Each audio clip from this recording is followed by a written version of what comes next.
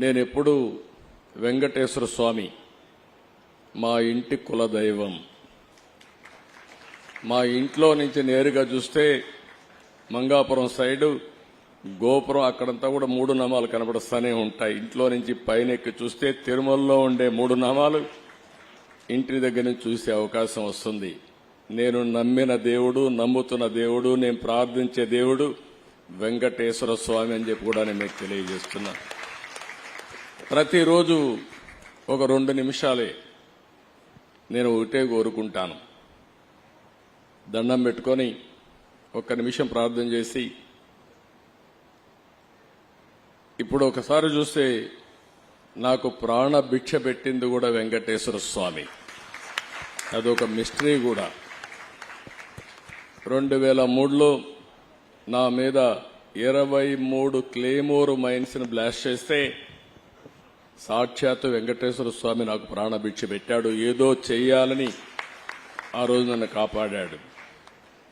అలాంటి వెంకటేశ్వర స్వామిని నేను ప్రార్థించేది, నాకు శక్తి, సామర్థ్యాన్ని, తెలివితేటలు ఇవ్వండి.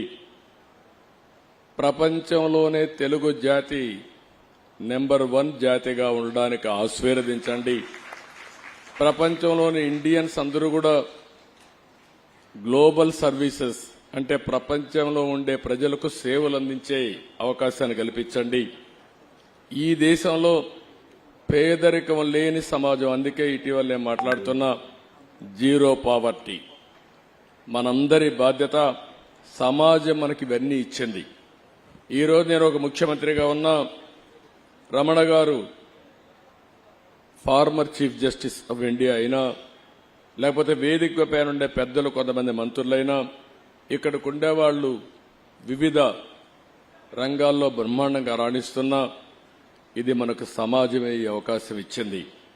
అలాంటి సమాజంలో పేదరికాన్ని, అందుకే నేను ఒక స్లోగన్ తీసుకున్నా, zero poverty nation, zero poverty state, zero poverty village మనందరి బాధ్యత కావాలి.